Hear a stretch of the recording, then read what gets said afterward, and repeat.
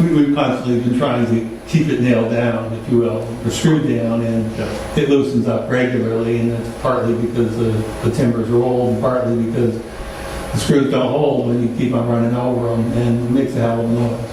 Oh, the noise too as well. You get the popping and the rattling. Yeah, and We just heard that. they constantly break loose and free, and that you got to go around there with a screwdriver and a bunch of screws to do that. Yeah, they haven't been so bad because we're replacing. Because of the new deck that you put on, but just before that, it was unbelievable. And, that wasn't all that old a deck to start with anyway. If you did a concrete deck, would you pave over it, or would you leave actually the bare concrete surface, so to speak?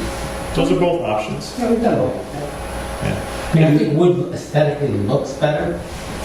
I You know, But- so stop talking. But I think It is. You're not the resident. One difference is, if you have a paved road coming down, it's nice, it's a black pavement, you have be a break, it'd be then concrete for a while, and then it'd be just pavement again. But if you have a picture from Kingston, you can see that the pavement just goes all the way through, so you have it looks nicer than you want to see a continuation of the pavement going across the road, or you want to see just like a concrete deck.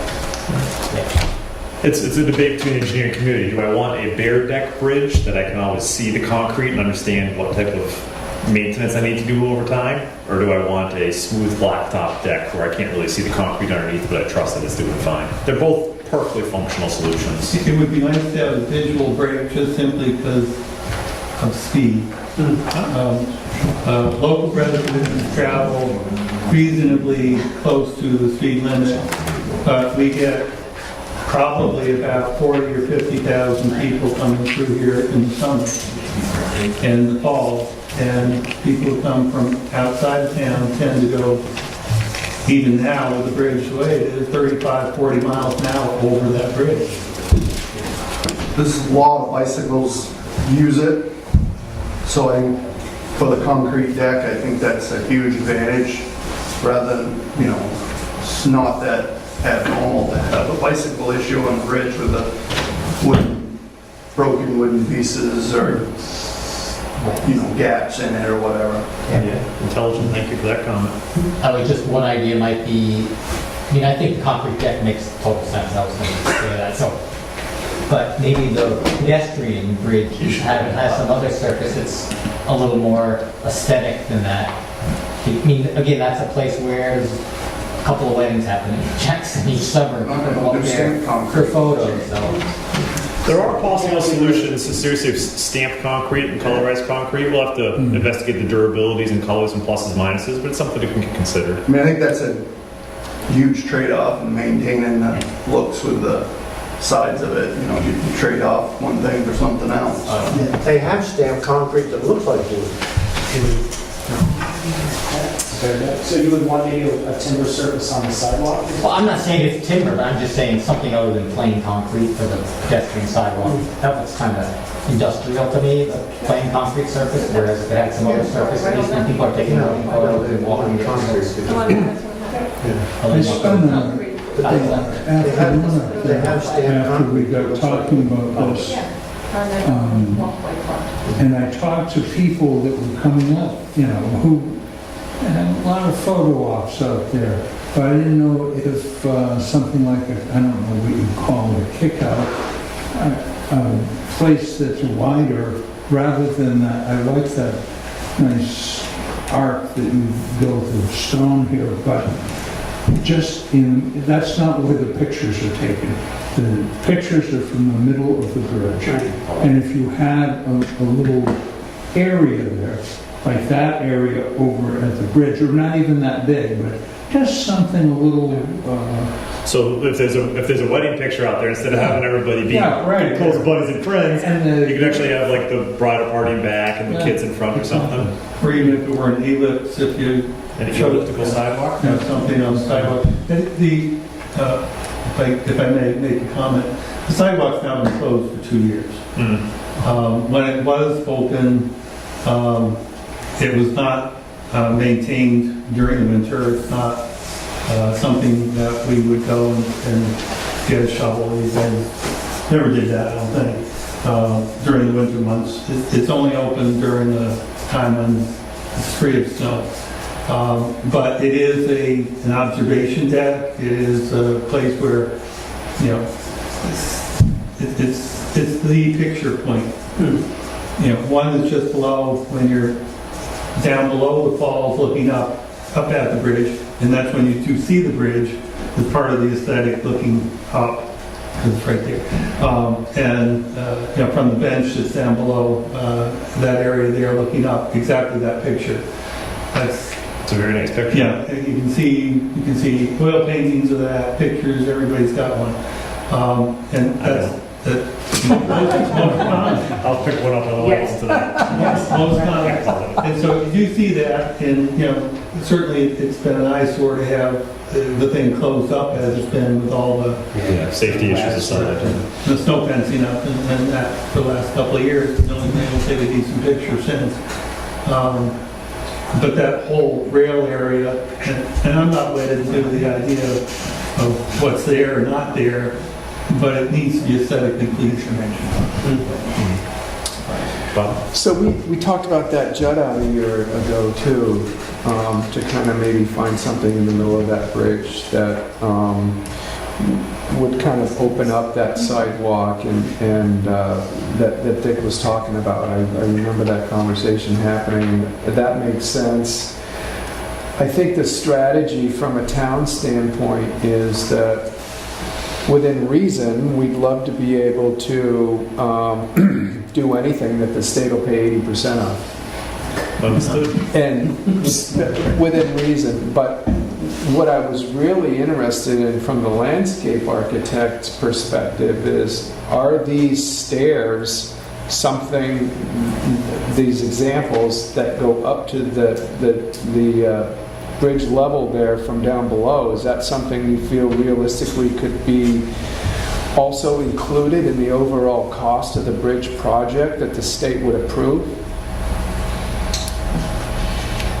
A little bit you don't know until you ask. The other part of that is, I think you might have a problem. I'm on the Conservation Commission, and we are part of that revegetation stuff. If you go into that bank right now, we'll probably cause some problems with the town. I think each of the members of the Conservation Commission will come out with their war feathers on to tell you, get your tail end out of there.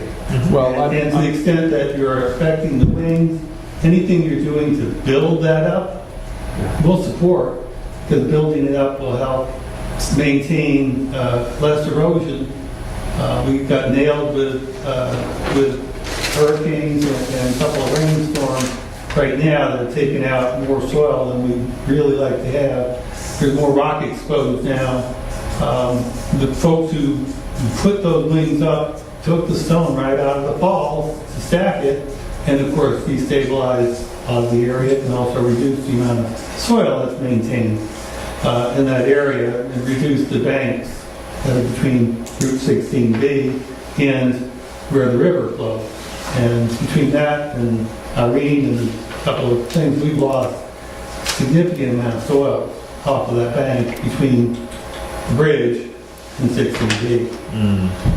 So any disturbance of that will go against what we have done by the town, specifically has been adopted by the select people previously, to not touch that.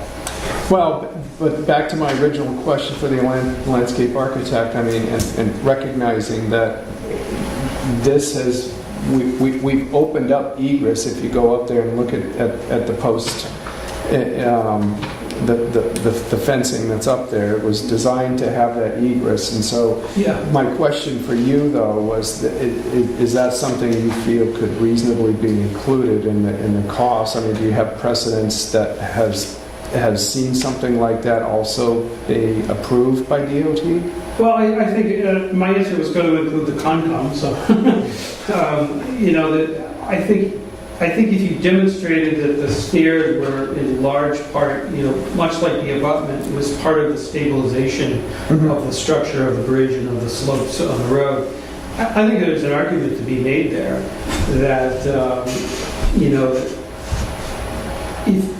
if the measures you currently have in place aren't effective, if people are still climbing that hill, and I didn't see much evidence, we were out there in the rain today, but, you know, if what's been done recently doesn't prove effective, this may be a way to say, look, we know what they're doing, they're headed to the bridge, they're looking to get out of the stream corridor, and they're looking to get up to this vantage point. This would be a way of sort of putting it where probably the desired line wants to be, and then we'd have to work with the Concom to sort of, you know, see if we can come to terms on that. I think there's a reasonable argument to be made. Okay. But if, you know, if what's been done is sort of serving the same function, it's a little bit further down the stream, maybe this doesn't need to be done. Okay. Thank you. Yeah. I'm going to say in the back, having that opportunity to voice your opinions. Well, you're on the Holy River too, you know. You can't do everything. And you checked that out. What was that? Hi, Paul. Talk about being wild scenic. Yeah. I'll see you then. We are definitely going to coordinate it as designated as a wild scenic river, and anything we do in addition to DOT, they will have to have their input on it as well. Thank you for pointing that out. There are a lot of environmental checks and balances that we will do. We haven't done them yet. We want to get input on the environmental concerns from people here, so as we frame some of our options, we understand the concerns, and we'll work with those agencies. We do have, the Conservation Commission does have a plan in place which was adopted by the town for managing the park, which is the park, which the town owns, the area just below the bridge. All the areas other than that were privately owned. And there is a plan in place and it is available. Look at. And I think that will impact. There's also, we've also had input. We've written up by a person who's involved with soils and how to maintain it properly. So this would be useful for you to take a look at. Yeah, we'd like to also understand the word park is a very important word when it comes to funding too. There's various protections out there for parks. So we'll eventually want to understand better what the actual limits of the park are and understanding town ownership and stuff like that too. Right now, there's the corner of the property there where there's the restroom facility and a few stones in the walkway. And then further down along the bank of Jackson Falls itself. Are those considered one contiguous park? Yes, it is all the way down to the end of the parking area. Okay, so it's And considered then below one big that, park. it is not park, it is not owned by the town. It is simply, it's actually owned by the Wentworth, Okay, and the town has access to it, full access. that's like all the way down by the Wentworth though? Down by the No, all the way from the Wentworth, all the way up to the parking area. Oh, okay. The Wentworth owns And that. part of that area is part of our commercial district, and part of it is further up is our rural residential district. So it's a zoning change there as well. Yes. Oh, thank you for pointing that out.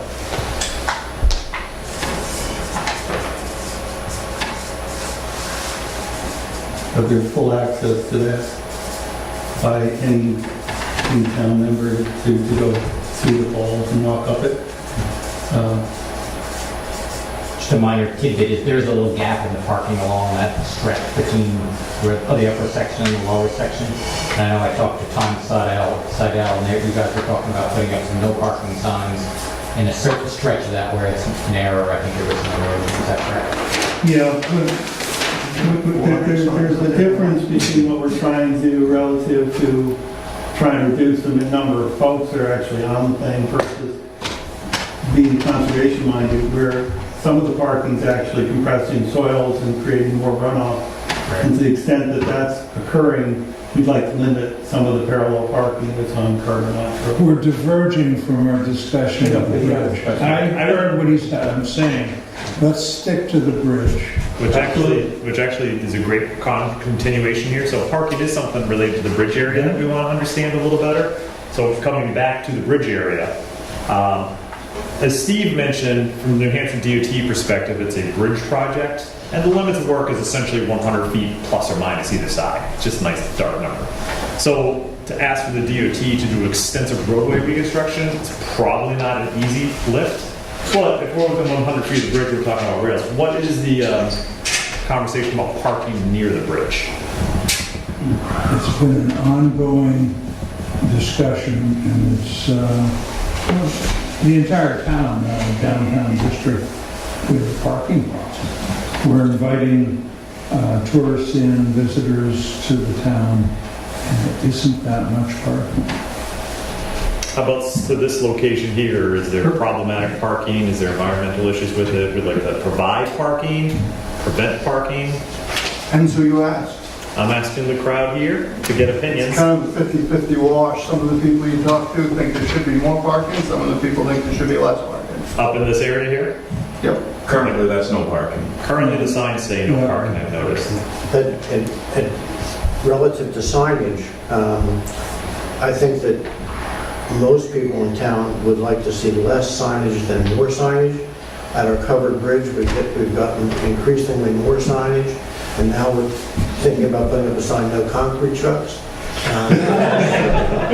But understood, sign fatigue, too many signs. So I think that there's minimal signage there now. I think many people, or myself anyway, would like to see minimal signage. Yep. Tend to agree with that, yeah. Minimal signage. Wouldn't it be difficult to put parking within 100 feet if you're going to have the rails, you know, the guardrails, you know, the approach rails? I don't know where you would put the parking. More than likely, it'd be very challenging, and that's, I didn't want to guide the discussion too far on that respect. But yes, it would be very, I apologize to jump around, but just if we have approach rail to protect people from driving off into the falls, which we're going to need to do, and curbs, it gets very restrictive in there and the width becomes very challenging. So to have parking, for example, here, geometrically be a very big challenge for us.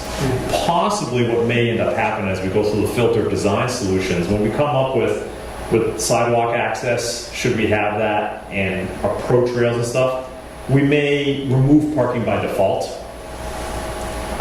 My first gut tells me honestly it's probably very hard to accommodate parking. We actually may end up making parking more difficult when we come with our final product. And I'm seeing a few heads nodding, I'm not sure, but Well, Ron, you want to add to that? If you go back to that last one here, yeah, this one, what John is saying is very true. If we have this type of an approach rail, you're not going to be able to pull over and park here, whereas you may have been able to do that in the past, even though it's signed no parking. But up here, this may encourage people to park up around the corner more. I mean, if that's acceptable or not, but it's, Yeah, just picture it.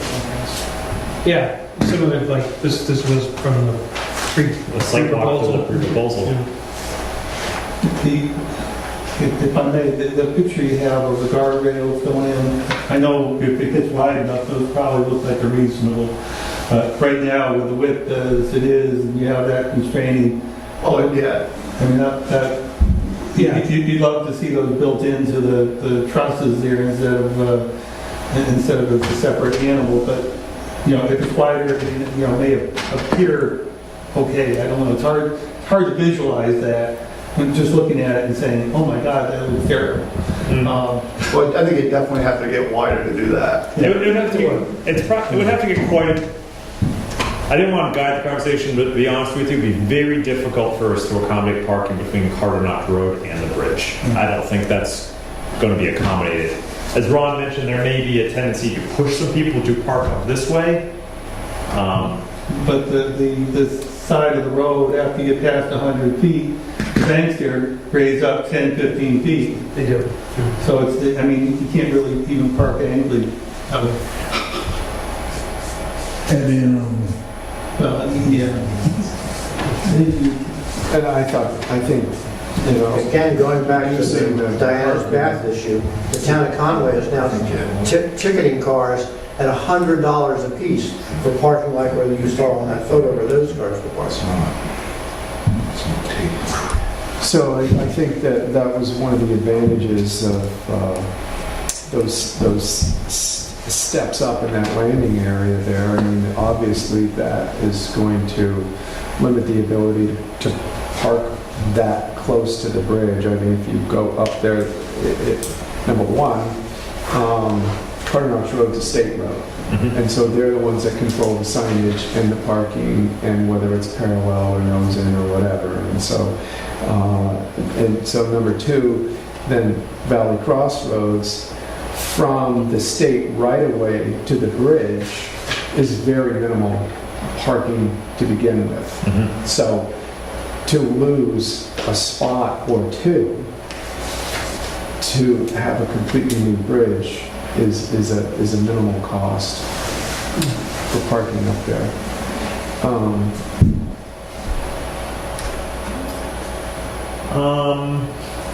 Few other things, maybe just to kind of guide the conversation. This is, oh, excuse me, go ahead, Pat. No, it's fine. I think your picture with the rails, I think people like that a lot. I think what it doesn't depict is it's a 2-lane road and a 1-lane bridge, and it doesn't have any flare out. So looking at that picture isn't really what it's going to be, because that's like a 1-lane road for 300. It's got to flare out at the edges, which is obviously, their designs are obviously going to show that later in the road, down the road. We're going to have, it's going to be closed off so you can't drive through, but that's just like this really straight.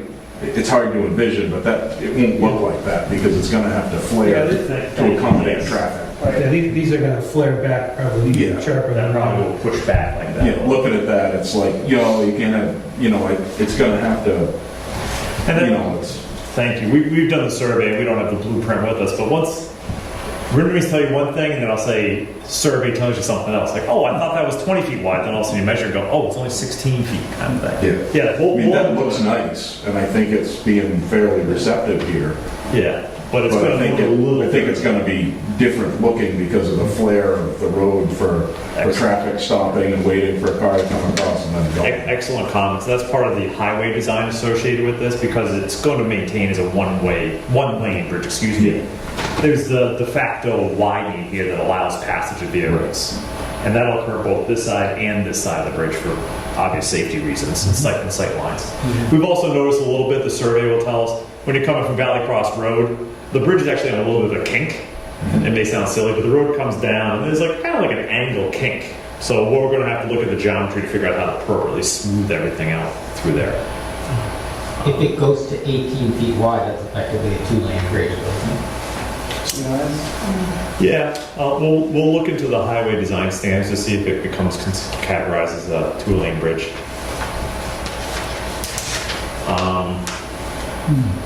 There are some drainage issues that we want to address as this comes forth. So right now you have a timber deck that allows the water basically just to go right through, and there's really no curves either side of the bridge. The water just washes down. If we come back with solutions like this, particularly with the guardrail and a solid deck even more so, the solid deck now the water has to go somewhere. And they're fairly easy for us to do that, but the water will run off the bridge, and we're going to have some environmental treatment before it discharges to the brook.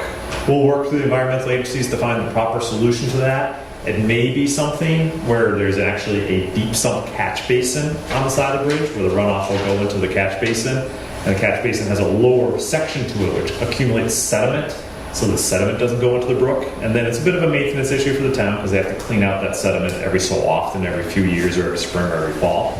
Something to consider. But there's also sometimes where we come up with environmental solutions that are acceptable, where we have vegetated swales where the stormwater would come off the roadway through a vegetated swale. We don't have the answer for that yet, but it's something to consider that we have a solid deck, so we're going to have runoff that we need to treat before it goes into Wildcat Brook.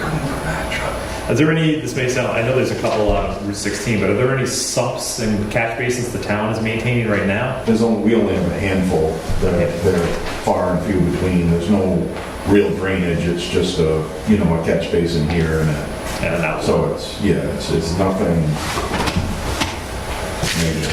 That would not be desirable if that's what you're getting at. Less maintenance in the town is probably the better solution there. I'm not sure the answer. We may get pushed toward the deep sump catch basins, and we'll find that out as the process goes forward. If you use the swale approach, I'm guessing you would not want it on the Jackson Falls side of the bridge. We want to run more water across the area that's already eroding. Yeah, so if we come into a drainage swale situation where the water just, I'll say, quote unquote, washes off the side through a stone stabilized earth swale, We just talked a lot about issues here of erosion for the conservation side of things, so we probably try to avoid promoting any drainage going down there to increase erosion. And then we'd have to look at the other corners that have a proper stable. Right now, there's a little de facto drainage that happens this way. You can kind of see where the water kind of makes its way down the brook this way. But we'd probably really hard to think about avoiding this area. It's possible the bridge could tip the other way. We might accommodate drainage on this side of the bridge. It doesn't necessarily have to be here. We have some flexibility in our geometry. And when we replace the superstructure of the bridge, it doesn't have to stay in the same place. We can tilt it or tilt it a little bit as need be. And you want to have a little tilt so you don't have an ice issue in the winter. You want the water and melt to get off it. We may even try to figure out a way to accommodate a bit of a cross slope on it for the same reasons, just so the water sheds and you have a safer situation.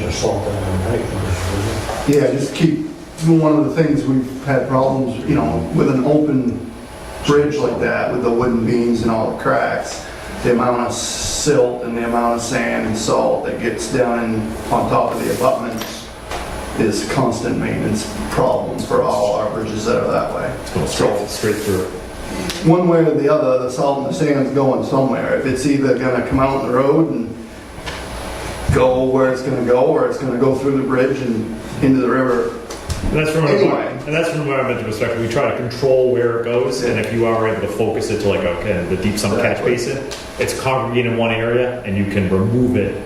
But we have had a lot of issues, A lot of with, issues. you know, trying to wash the sand and salt out of the It just cracks and builds up. crevices with that style of deck. Oh, okay. Color? What do people think about? No, might not throw it out there. I'll probably get. So you got 2, 4, 6, 8, 12 opinions in here. Seriously, is there any considerations of like color? Green. Keep it the same. Green's good. Most people agree that green sometimes is a very neutral color, blends into the scenery really well. They sound another comment. Would people like to preserve these trusses, or would you like to come back with a newer truss? I think preserving them's a great idea. I've had a conversation with any number of people, even if they're not structural, if you put them back in, it would please many people. They're currently non-structural anyway. I felt like that was a softball question. I expected that answer, but I wanted to really put that out there. Yeah, I guess the point is around refurbishing and how well refurbished it might be. Right now, for example, sidewalk stanchions there have been vandalized terribly.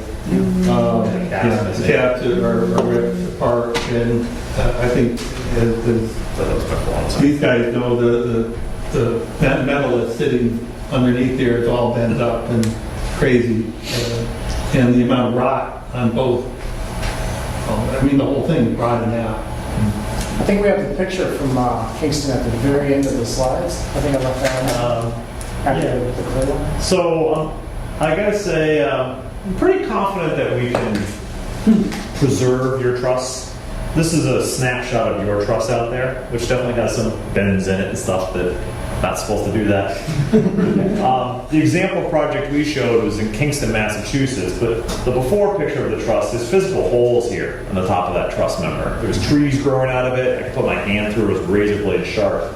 And as we mentioned there, Bob, this truss was transported off-site to a steel fabricator. They cleaned it all up.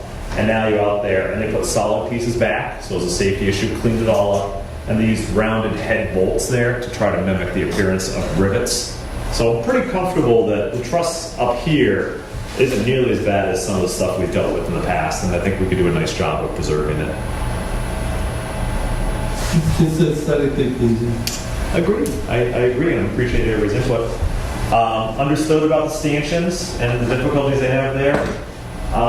The railing is something that we might have a challenge with. So you have a sidewalk detail out there now that has its characteristics to it, but it may not, as Steve alluded to already, may not be the best safety associated with that. So we might have to accommodate something different. We haven't really done the math on it. So I guess I'm going to couch that one. I'm going to take the opinion that people generally like the appearance of that sidewalk fencing, but we're going to have to understand if we can mimic it or if we have to do something different. The conversation about making a lockout or elliptical or some other shape may come into play also. What we do with that, so we'll put that in the blender when we come up with our I options. think the key here is safety. Safety is by far. It's gotta be safe because people are coming up with their kids. Mhm. They have little kids and big kids, you know. So safety would be, I think, the Listen, the crazy people with the brides and grooms and they're not paying attention, they're just trying to get their pictures done. God knows it's all. And they typically do that in the roadway anyway, just like, Well, and yeah. the same as on the covered bridge. They don't take their pictures on the walkway of the covered bridge. They take their pictures out in the covered bridge. And we love Pretty soon people be picking up. I mean, I would think the state's not gonna let them design anything or build anything that's not gonna be the safety standards. So that's gonna be, it is what it is. The sidewalk rails are gonna have to be 4-inch maximum opening. There is some criteria for that, thank you. So the little kid is an excellent thing. There are certain restrictions about how wide these openings are, certain heights above the ground. For example, a little child, and seriously, to put their head through there. So we have what we'll call a spherical opening that we need to maintain for code, and that's a challenge that we'll have to come across. But there are ways to sometimes maintain certain visual characteristics. For example, some of the starred appearance, even though we might come back with a more robust, safe rail, we might be able to incorporate some of the historic details into it and try to come up with an aesthetically pleasing, historically accurate solution.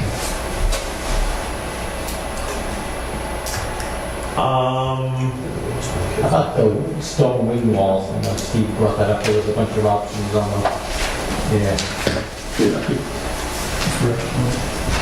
Any strong opinions on the appearance of the wing walls or the bridge on the underside? Like the fence to stone. I think everybody probably wants to still see the stone going upstream. What do you think? I think you'd like it to look like stone, whether you can do it better than what it's at right now or improve it so that it's got a little bit better ability to do its job. That's great. Yes.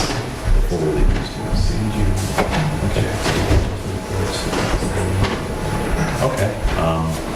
One right now. If you want to hide more of the concrete, that's okay too. So J, my email address, JW, ATT, So this is where we, there's a wall, concrete wall, and all the fences that maybe been passing around. That this actual real stone has a leaning to, actually is attached to the concrete wall and actually mixed the stone wall. So we can try on that one. That's a little bit of a conversation with the DOT too.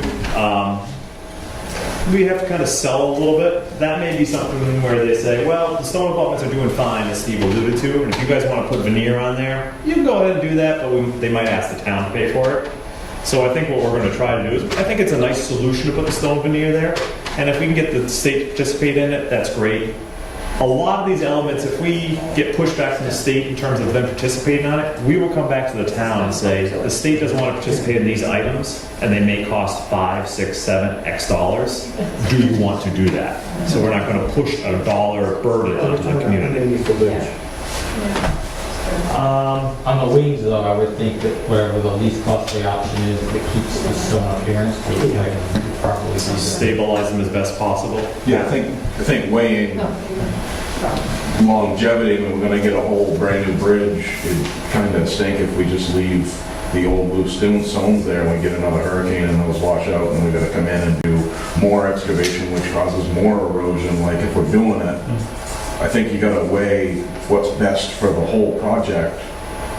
You might have to, we like looking at the granite rocks and that's all historic and that's all great, but if there's something better that should go in, maybe it doesn't look as historically great, but I think we have to, the whole project as a whole, I think you gotta look at it, weigh the cost and then weigh of, is this, economically for the town, is it better so we don't have the erosion later down the road? I mean, it's only a given that our weather's changing, so. You spend all this money on a bridge and all of a sudden Hurricane Irene comes by in 2025. I saw the videos, I saw the water I coming down. definitely agree with Pat, for sure. I mean, if we gotta trade off concrete wing walls for, maintaining a nice bridge or whatever.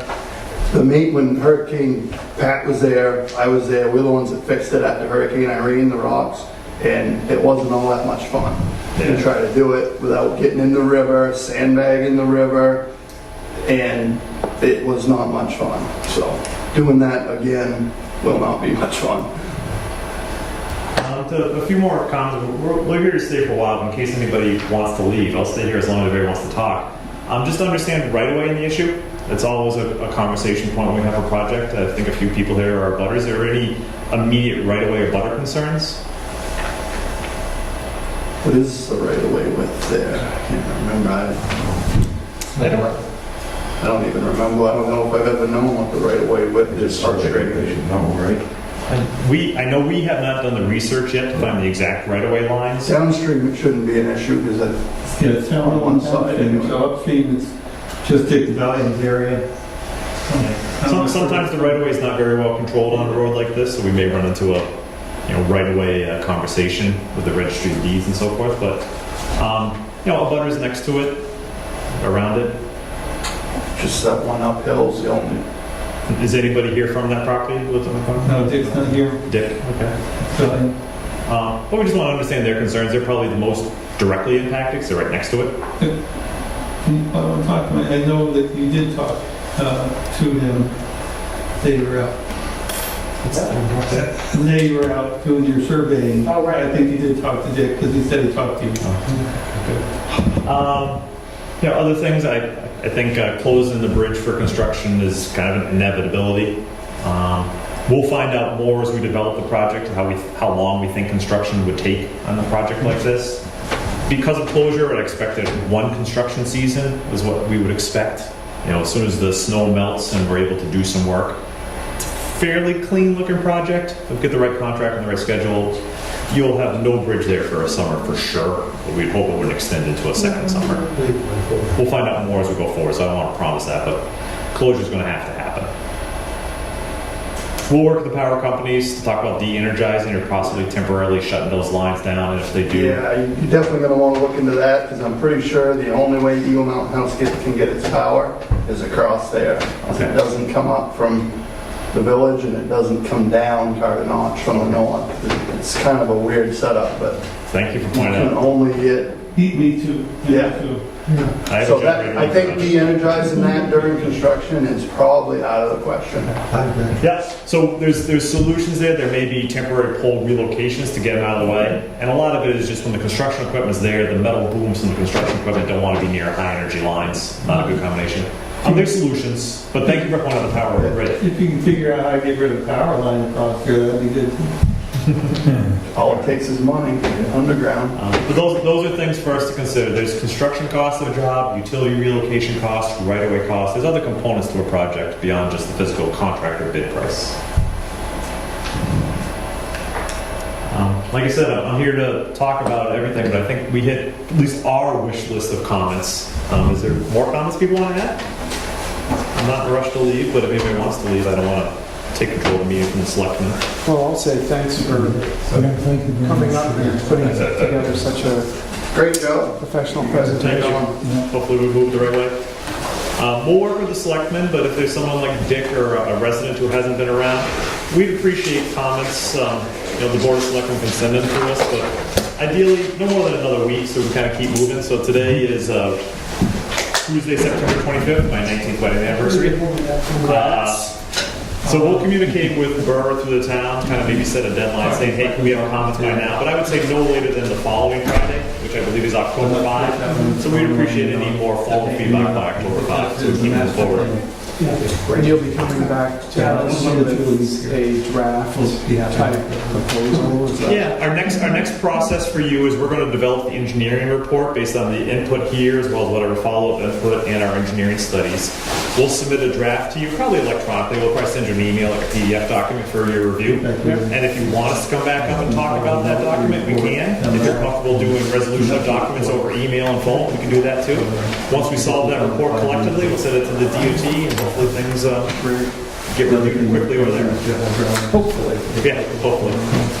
Well, thank you, Well, thank you. Thank you for hosting us. and thank you all for coming. If you have any more comments, we'll hang around. Thank you. Bob, when does the state money